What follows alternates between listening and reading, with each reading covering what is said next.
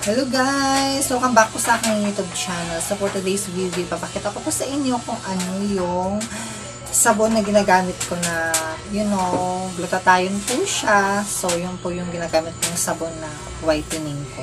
So napaka-effective po niya guys. Sobra nakakaputi po talaga siya. So ito po siya guys.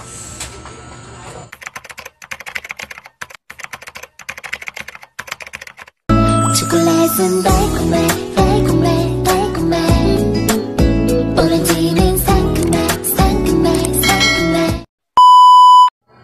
Hello guys! Welcome back po sa aking YouTube channel. So for today's video, ipapakita ko pa sa inyo kung ano yung super effective na glutathione na ginagamit ko na nakakapag-lighten ng skin ko. Ito po guys. Ayan. So, mabibili niyo po ito guys sa Mercury. Doon lang kasi binibili ko eh. Tapos, by erase. So, talagang sobrang effective po niya. So, ang kagandahan po dito guys kasi, matagal po siya talagang maubos yung product na to. Ayan. Pagkatapos po yung laman, so ganito po siya. Yung laman niya. So, actually guys, nagamit ko na to ilang weeks na rin siya sa akin kasi hindi ko pa siya na-review sa inyo. Pero, honestly talaga, sobrang effective niya as in talaga. Lalo na pag ginagamit nyo sa loob ng isang buwan, makikita nyo talaga yung effect niya. Kagandahan talaga niya kasi sobrang hindi siya madali matunaw. As in, unlike po sa ginagamit kong whitening na Kojic, yung erase, o yung Kojic something, Kojic pala.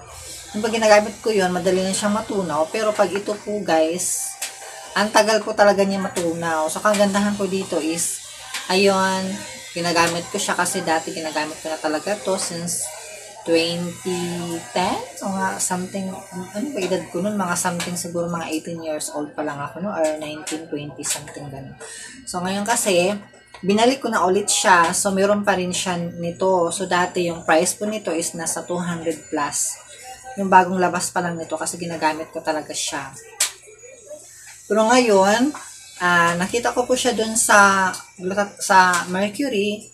Nakita ko po ulit siya. Ayan. Nakita ko po yung price niya. Bumaba na po siya. Nasa 150 na lang siguro siya.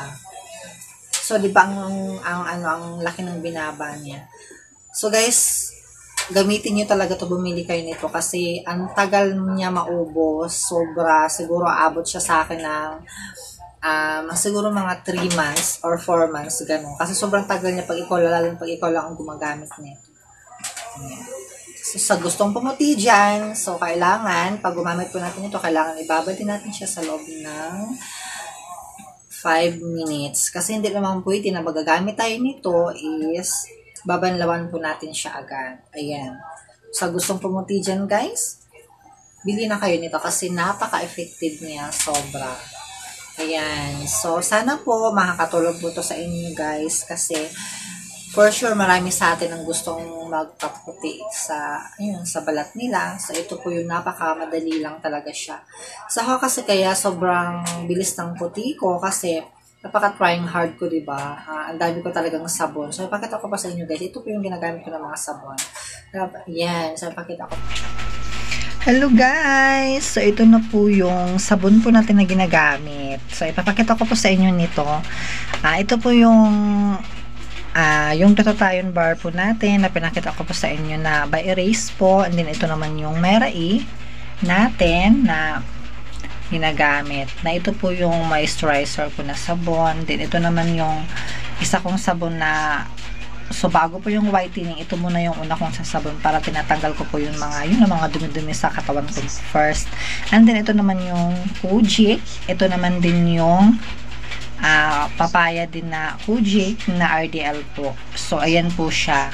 So, lahat po yan guys, mga whitening. So, kailangan, trying hard ako magkaputi sa balat ko. Kaya, kailangan, lahat po yan sila ginagamit ko.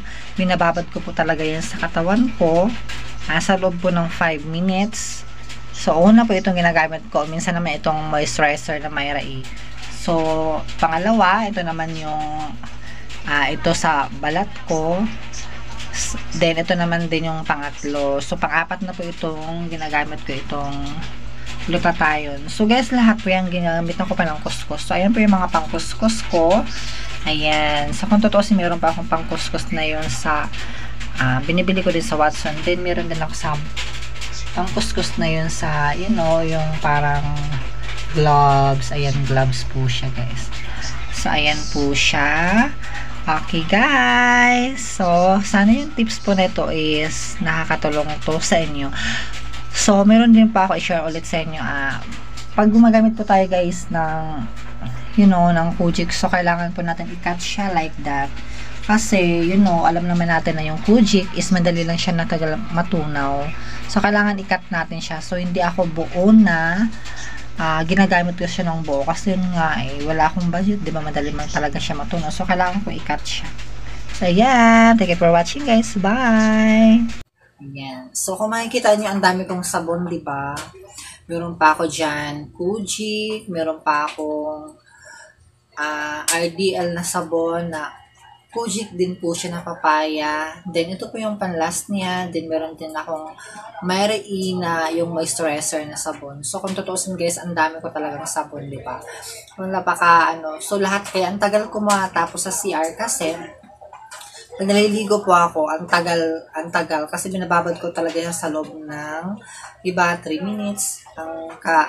Ito, binababad ko sa loob ng 5 minutes. Kaya, ayun, nakikita naman yung result.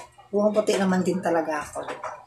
Kasi dati napakaitim ko, kasi babad ako dun sa, you know, sa araw. Kaya ginamitan ko siya ulit. Kaya dito lang din ako sa bahay, balik ko yung kulay. So, ayan, sa mga gustong magkaputi, ito po yung solution nyo guys. Bumili po kayo, mabili nyo lang po ito sa Mercury. So, bago pa ang lahat, sa hindi pa nakapag-subscribe sa channel, please guys, do subscribe. And huwag nyo po kalimutan i-click yung bell notification natin para lagi po kayong updated sa mga panibagong uploads ko. Ayan. Bye!